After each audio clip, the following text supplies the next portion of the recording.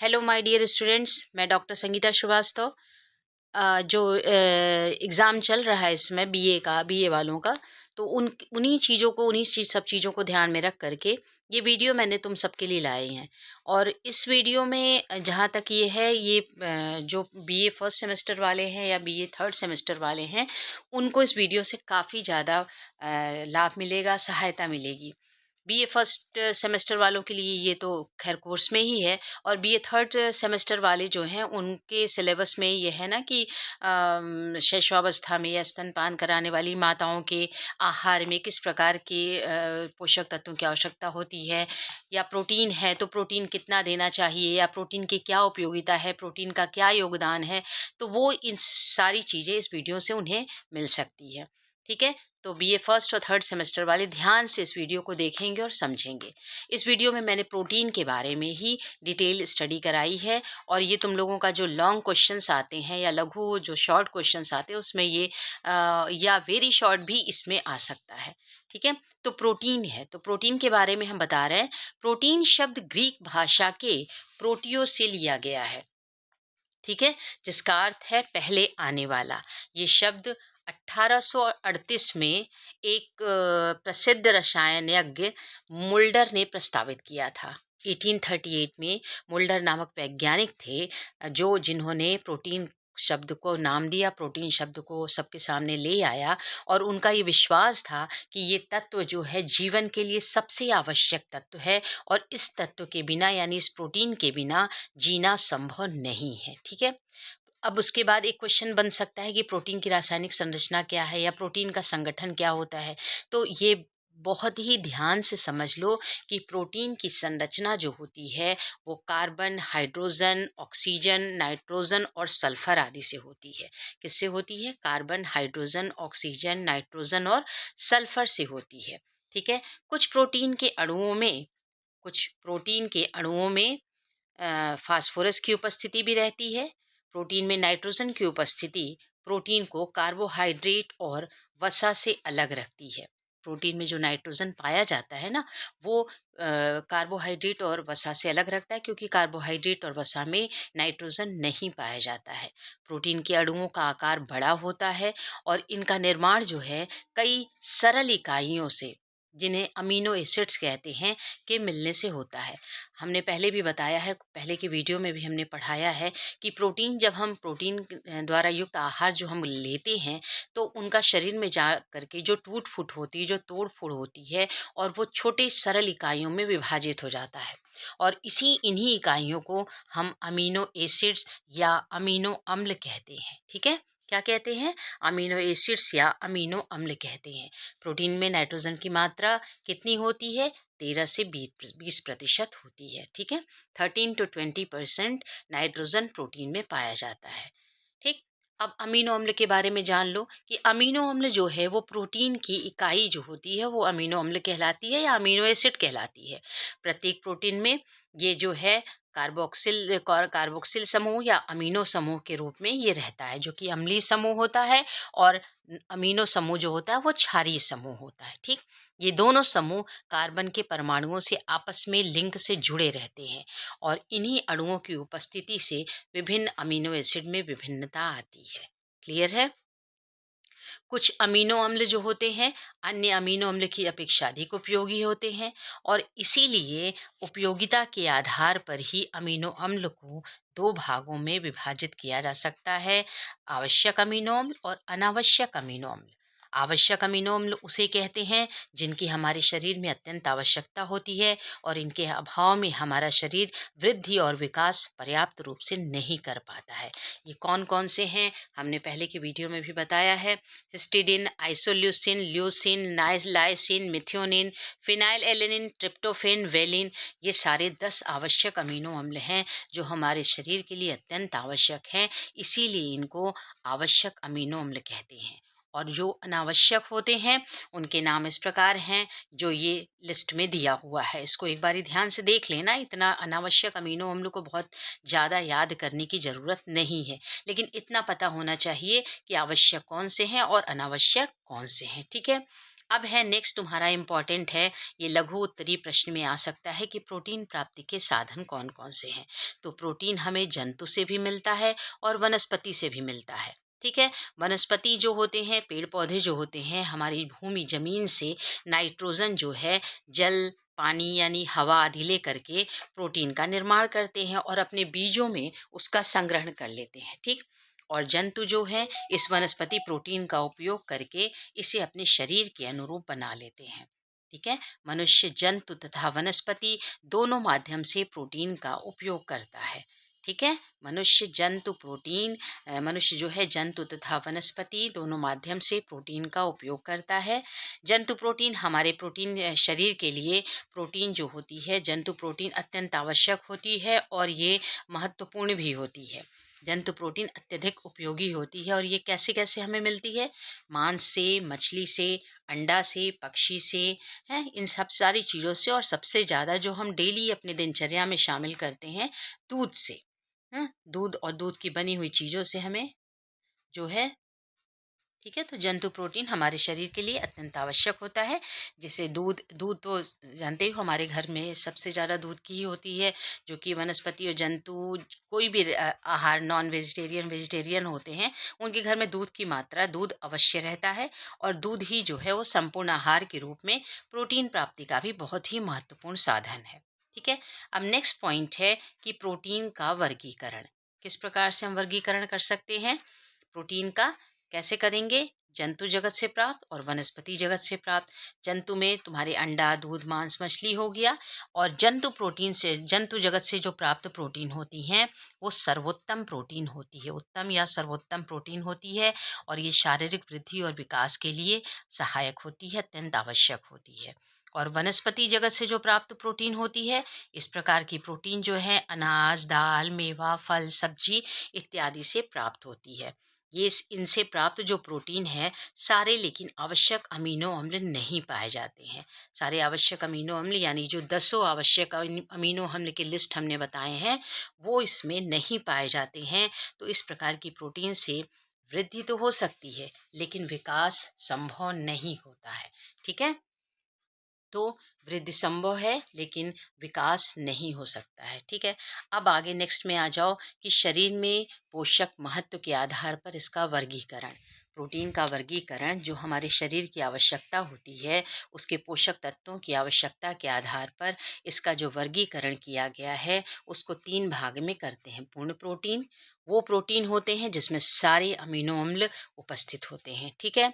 आंशिक रूप से प्रोटीन वो प्रोटीन होते हैं जिसमें कुछ 1 या 2 की मात्रा कम होती है। और अपूर्ण प्रोटीन जो हैं इसमें सभी काफ़ी ज़्यादा मात्रा में अमीनो अम्ल की अनुपस्थिति होती है, जो कि ये अपूर्ण प्रोटीन कहलाता है। और ऐसे प्रोटीन हमारे शरीर की वृद्धि, टूट फूट की मरम्मत और न कर पाती हैं और न ही शरीर की सुरक्षा कर पाती हैं। ठीक है। तो ये हमारे प्रोटीन हैं। इनके नाम देखो दिया है। आवश्यक अमीनो अम्ल की हीनता किसमें हो जाती है जो है, और लाइसिन व थ्रियोनिन है, ये जो है पूर्ण प्रोटीन जैसे अंडा, दूध, मांस आदि की प्रोटीन होती है, ये सब आवश्यक अमीनो अम्ल जिसमें मतलब नहीं रहता है। और ये जो है शरीर में पूर्ण रूप से सहायक होते हैं। आंशिक रूप से पूर्ण प्रोटीन जैसे गेहूं आदि की प्रोटीन होती है, जैसे लाइसिन व थ्रियोनिन। ठीक है। इसमें लाइसिन और थ्रियोनिन में आंशिक प्रोटीन होता है, मतलब ये दोनों नहीं पाए जाते हैं। ये वृद्धि में पूर्ण सहायक नहीं होती है। ठीक है। और पूर्ण प्रोटीन जैसे अंडा, दूध, मांस आदि के प्रोटीन होते हैं, ये हमारे शरीर में पूरे सहायक होते हैं। आंशिक में दाल, गेहूं आदि की प्रोटीन जिसमें लाइसिन व थियोनिन की कमी होती है, जो कि हमारे वृद्धि में पूरी तरह से सहायक नहीं होते हैं। और अपूर्ण प्रोटीन जैसे जिलेटिन है, जो शरीर के लिए बिल्कुल भी आवश्यक नहीं होते हैं, सहायक नहीं होते हैं। और इनमें आवश्यक अमीनो एसिड्स बिल्कुल भी नहीं पाए जाते हैं। ठीक है। तो पूर्ण प्रोटीन अंडा, दूध, मांस हो गए। अपूर्ण हो गया गेहूं, दाल हो गए। और अपूर्ण आंशिक पूर्ण प्रोटीन हो गया जिसमें अंडा, दूध, मांस हो गया, आवश्यक अमीनो अम्ल जिसमें सारे पाए जाते हैं। और आंशिक पूर्ण रूप से जो है वो गेहूं, दाल हो गए जिसमें लाइसिन, थ्रियोनिन की कमी होती है। और अपूर्ण प्रोटीन जिसमें आवश्यक अमीनो अम्ल नहीं पाए जाते, बिल्कुल भी नहीं पाए जाते। ठीक है। अब उसके बाद है रासायनिक संगठन के आधार पर वर्गीकरण। तो ये है साधारण प्रोटीन, जिसमें जो है इस प्रोटीन का निर्माण केवल अमीनो अम्ल द्वारा होता है, और ये प्रोटीन जल अपघटन के पश्चात, ये प्रोटीन जल अपघटन के पश्चात सिर्फ अमीनो एसिड्स या अमीनो अम्ल में विभक्त होते हैं। ये साधारण प्रोटीन होते हैं। इसी तरह से कंजुगेटेड प्रोटीन यानी संयुग्मी प्रोटीन, जो दो पदार्थों के मिलने से होता है। जैसे इसमें अमीनो अम्ल के अतिरिक्त जो अमीनो एसिड्स होते हैं उनके अतिरिक्त और दूसरा पदार्थ भी इसमें उपस्थित रहता है। ठीक है। फिर थर्ड है इसी का है न्यूक्लियोप्रोटीन। इसमें प्रोटीन के साथ न्यूक्लिक अम्ल रहता है क्योंकि ये संयुग्मी प्रोटीन है। दूसरा है ग्लाइकोप्रोटीन, इसमें प्रोटीन के साथ कार्बोहाइड्रेट उपस्थित रहता है। तीसरा है फास्फोप्रोटीन, इसमें प्रोटीन के साथ फास्फोरस की उपस्थिति होती है। हीमोग्लोबिन, प्रोटीन के साथ लोहे की उपस्थिति होती है। हीमोग्लोबिन हमने पढ़ाया भी था कि हिम प्लस ग्लोबिन, हिम यानी आयरन और ग्लोबिन प्लस मतलब प्रोटीन है, तो प्रोटीन के साथ लोहे की उपस्थिति होती है। लाइपोप्रोटीन, प्रोटीन के साथ वसा की उपस्थिति होती है। तो ये संयुग्मी प्रोटीन है यानी कंजुगेटेड प्रोटीन, जिसमें अमीनो एसिड्स के अतिरिक्त दूसरा पदार्थ भी साथ में उपस्थित रहता है। जैसे हमने दिखाया भी कि इसमें प्रोटीन के साथ न्यूक्लिक अम्ल हो गया, इसमें प्रोटीन के साथ कार्बोहाइड्रेट हो गया, इसमें प्रोटीन के साथ फास्फोरस हो गया, इसमें प्रोटीन के साथ आयरन या लोहा हो गया, और इसमें प्रोटीन के साथ वसा हो गया। ठीक है। तो ये हो गया साधारण प्रोटीन, संयुग्मी प्रोटीन। और तीसरा है व्युत्पन्न प्रोटीन। ये प्रोटीन क्या है? जब इस प्रोटीन पर जो एंजाइम्स होते हैं उनकी क्रिया होती है, तो उस क्रिया के होने के पश्चात इसका जलीय विश्लेषण से जो इसका डिवाइड होता है, जो विच्छेदन होता है, जो टूट होती है, उससे जो प्रोटीन का निर्माण होता है, उसको व्युत्पन्न प्रोटीन या डिराइव्ड प्रोटीन कहते हैं। ये दो होते हैं, प्राथमिक व्युत्पन्न प्रोटीन और द्वितीयात्मक व्युत्पन्न प्रोटीन। ठीक है। तो इतना आपको रासायनिक संगठन के आधार पर वर्गीकरण है। मेन इसके नाम आपको अच्छे से याद कर लेने हैं। और पोषक मेन तुम्हारा आ सकता है कि शरीर में पोषक महत्व के जो आधार पर जो वर्गीकरण है, ये तुम्हारा सबसे ज़्यादा इम्पोर्टेंट है। पूर्ण प्रोटीन, आंशिक रूप से पूर्ण प्रोटीन, और अपूर्ण प्रोटीन यानी कि कंप्लीट, और जो पार्शियली कंप्लीट होते हैं और इनकम्प्लीट होते हैं। ये मेन तुम्हारा यही इम्पोर्टेंट होता है कि ये प्रोटीन कौन से होते हैं। ठीक है। अब तुम्हारा प्रोटीन के गुण क्या हैं, मतलब प्रोटीन की जो क्वालिटी है वो क्या है। तो इसमें कुछ प्रकार की जो प्रोटीन होती है वो जल में घुलनशील होती है। जैसे दूध की केसीन होती है। दूध में कौन सा प्रोटीन प्रोटीन पाया जाता है? केसीन। अंडे में एल्ब्यूमिन प्रोटीन पाया जाता है। रक्त में प्लाज्मा होता है। और जो कुछ प्रकार के प्रोटीन जो होते हैं वो पानी में घुलनशील नहीं होते। जैसे वनस्पति प्रोटीन, मांस की प्रोटीन, ये पानी में घुलनशील नहीं होते। तो कुछ प्रकार की प्रोटीन जो होती जल में घुलनशील होती है, जैसे दूध की केसीन, अंडे की एल्ब्यूमिन और रक्त की प्लाज्मा, ये जो है पानी में घुलनशील होते हैं। और कुछ घुलनशील नहीं होते, जैसे वनस्पति प्रोटीन और मांस की प्रोटीन। तो इतना तुम लोग पहले ये पेज जो है, ये स्लाइड जो है, इसको अच्छे से ध्यान से इसको पढ़ लेना। ठीक है। मेन तुम्हारा क्वेश्चन पहले भी किसी पिछले साल, उसके पिछले साल, किसी साल ये आया है। हम देख कर के उसको भी हम क्लियर कर देंगे कि जो प्रोटीन का वर्गीकरण है उसको समझाइए। तो मेन चीज़ ये जो है इसको क्लियर कर लेना। ठीक है। तो आगे नेक्स्ट स्लाइड देखो कि प्रोटीन के कार्य क्या है। ये भी बहुत ज़्यादा इम्पॉर्टेंट है। शरीर में प्रोटीन के क्या कार्य हैं। ठीक है। पहला है शरीर का निर्माण करना। प्रोटीन का मेन काम होता है हमारे शरीर का जो निर्माण करना होता है। बच्चा जब पैदा होता है तो बच्चे के पैदा होने के बाद शरीर का जो भी वृद्धि और विकास का काम होता है वो प्रोटीन के द्वारा होता है। ठीक है। तो प्रोटीन की उपस्थिति इसमें शरीर में सबसे अधिक होती है। जैसे हमारे शरीर के बाल हैं, नाखून हैं, त्वचा हैं, ग्रंथियां हैं, अस्थि, मांसपेशियां, इन सब में प्रोटीन की उपस्थिति रहती है। ठीक है। तो ये पहला काम क्या है इसका? शरीर का निर्माण करना। दूसरा है शरीर में टूट फूट के पुनर्निर्माण के लिए। जो शरीर में ऊतक होते हैं, उनकी जो निर्माण होता है, फिर उनकी जो टूट-फूट होती है, पुनर्निर्माण होता है, जब वो काम करते हैं तो टूटते हैं, तो फिर से उनका निर्माण होता है। तो इस कार्य के लिए जो प्रोटीन की ही आवश्यकता होती है, ठीक है? पहला क्या हो गया? शरीर का निर्माण करना, दूसरा हो गया शरीर में जो टूट-फूट है हो रही है ऊतकों की, मांसपेशियों की, उन सब के पुनर्निर्माण के लिए, और तीसरा जो है फाइब्रिनोजन का निर्माण करना। ठीक है? रक्त में एक अन्य प्रकार का प्रोटीन पाया जाता है जिसे फाइब्रिनोजन कहते हैं। ठीक? जब हमारे शरीर में कोई भी चोट लग जाती है हमारे शरीर में, तो ब्लड बहने लगता है, खून बहने लगता है, तो उसको जमाने का काम फाइब्रिनोजन के द्वारा ही होता है। ठीक है?